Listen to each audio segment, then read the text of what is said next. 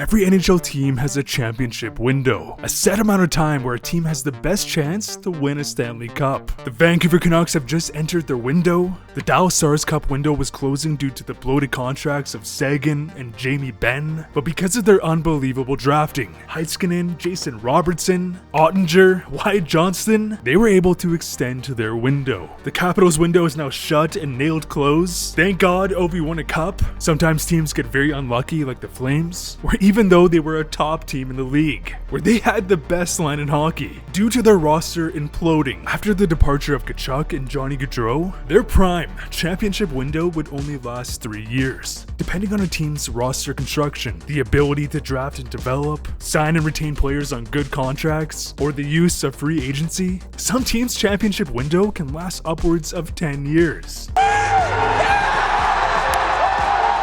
This year, who will it be?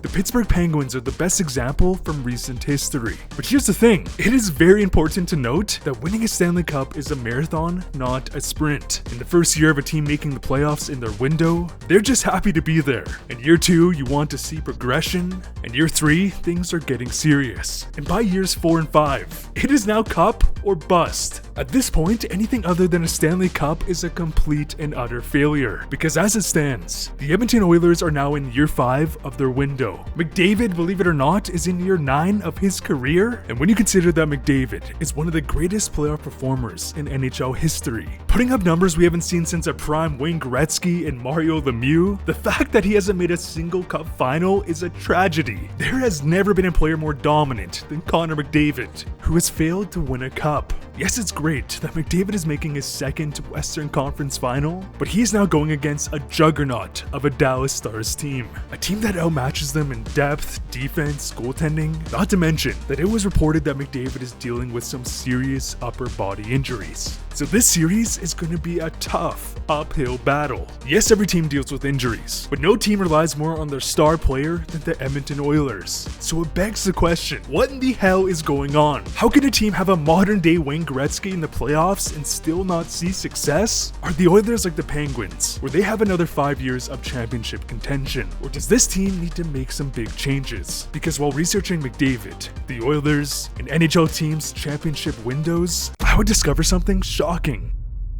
On this graphic, we have the 3-year prime of Wayne Gretzky, because from 1984 up until 1986, and get this, Gretzky would average 2.68 points per game, which equals to about 220 points per season, and a 2.1 points per game in the playoffs, which is so crazy because for some perspective, if we take a look at the last 5 forwards to win a playoff MVP trophy, which includes Sidney Crosby and Alex Ovechkin, 2 of the greatest players in NHL history, they have a combined point per game average of 1 point per game average. Whereas McDavid in his previous 3 seasons, which I would say is him entering his prime, he has averaged a 1.7 points per game, 136 points in the regular season, and an absurdly high 1.88 points per game in the playoffs. The fact that he can even sniff Gretzky for playoff production is mind-blowing, but here's the thing, comparing eras is an impossible task, it's stupid. But you can't tell me that if McDavid played in a league with much higher goal production,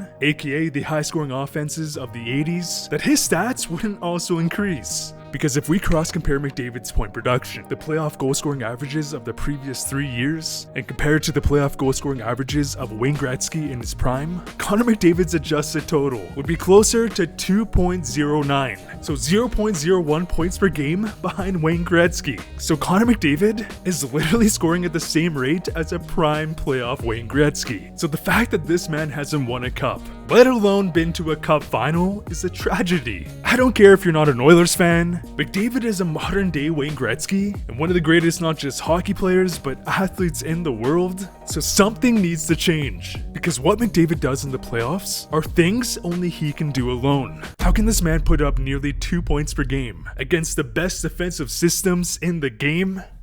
some people may not remember, or perhaps just didn't know. But Ilya Mikheyev, in his prime, had wheels. Foot race and Mikheyev. During a one-on-one puck battle race, Mikheyev actually outskates and outmuscles McDavid for the puck. And no, I'm not saying that a prime Mikheyev is a better skater than McDavid, but what I'm trying to say is that even though McDavid is hands down the best skater in the league, there's other players who can match him, or at least come close to McDavid in terms of straight line speed. So if other players are just as fast in a straight line, so what in the hell separates McDavid from the rest? When McDavid gets to top speed, he is the only player in the world that can maintain near perfect puck control. And the best metaphor I can come up with here is imagine you were competing in a 25-meter dash. Your mind goes blank, you're sprinting as fast as you can with your head down. Okay, so imagine you were competing in a 25-meter dash while juggling and still winning the race. McDavid being able to control the puck at top speed allows him to push the defensemen back on their heels. But when you have the ability to slice through the entire defense, Comes Connor McDavid, scores! it basically negates everything we know about playoff hockey. Because in the playoffs, we see teams shift to a 1-2-2 system. 2 defensemen back, 2 forwards in the neutral zone, and 1 forward up front to attack the puck carrier. And for many stars, even if you're a top 5 player in the league, this defensive structure leads to point regression and forces teams to rely on a dump and chase, as guys like Marner, Pasternak are the biggest offenders of this structure. But for McDavid, oh man, for McDavid, the fact that the opposition is cheating towards center ice to prevent a scoring chance off the rush only gives McDavid a bigger advantage. Flying down the right-hand side, cuts in, shoots and scores! Because of its puck control and speed, the 1-2-2 system becomes stick-handling tutors. Let's even take a look at Matt Barzal, as he too is one of the fastest players in the game. Working on Ristolainen, got through, Barzal between his legs!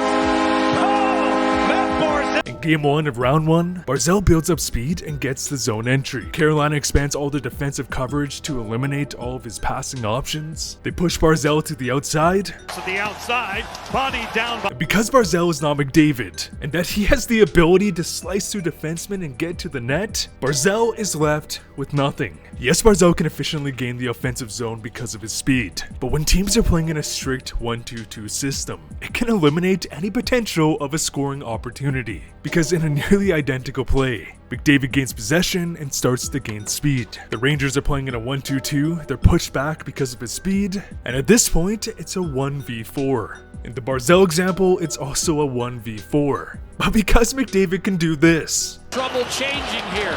McDavid, beautiful move, in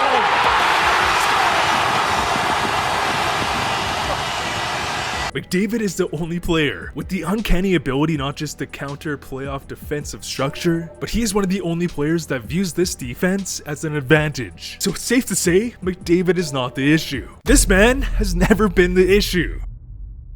On this graphic, the y-axis represents the amount of total team points of McDavid and Draisaitl versus the entire team. The x-axis shows the year of their playoff window. In 2020, Edmonton would enter year 1 of their championship window. And in this playoff run, McDavid and Draisaitl, and get this, had 71.4% of their entire team scoring. As the entire team scored 21 combined points, McDavid and Draisaitl had 15 of those points. This right here is a big issue. In 2020, we would see a significant drop to 0.6, the lower the better, as this means that depth scoring got a lot better. In 2022, we would see stagnation. In 2023, we would see the biggest drop to 45%. In this playoffs, we have seen 52%.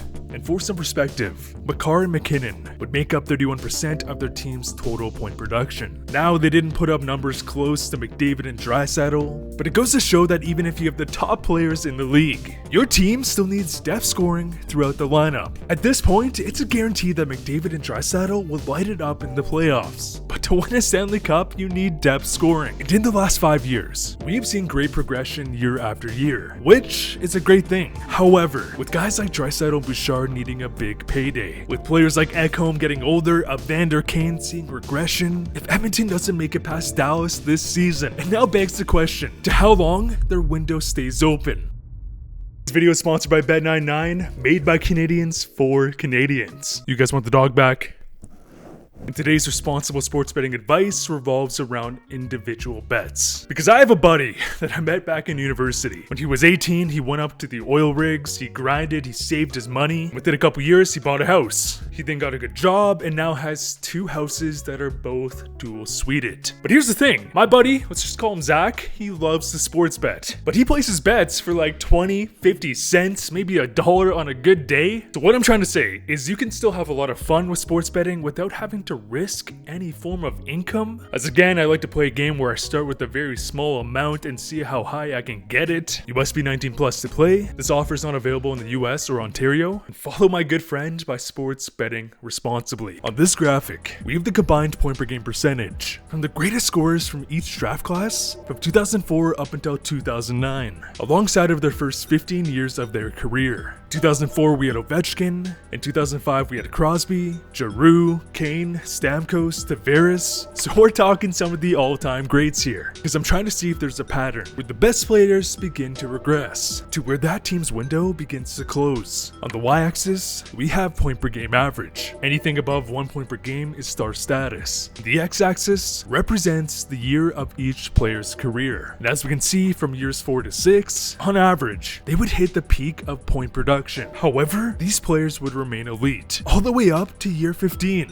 And with that being said, Connor McDavid is on another level. Not only is he far above the combined average of this list, but he goes against the trends by breaking out in years 6 to 8. So now let's single out Crosby. And as we can see, Crosby hits his peak around the same time as McDavid, where he has stayed a top player in the league all the way through to year 15. So with that being said, I actually don't see McDavid experiencing as big of a point decline compared to Crosby. So what we can gather here is that the best scorer from each draft class has been able to stay an elite player from year 1 all the way to year 15. So if this trend applies to McDavid, he has another 6, 7 plus years of being a top player in the game. And this bodes extremely well for McDavid and the Edmonton Oilers. But here's my issue. Well, it's Ken Holland. It was Peter Chiarelli before, and now it's Ken Holland. When Holland was hired as GM, I was shocked. Ken Holland may have some experience, a couple cups, good with the players. He might be a great guy. I don't know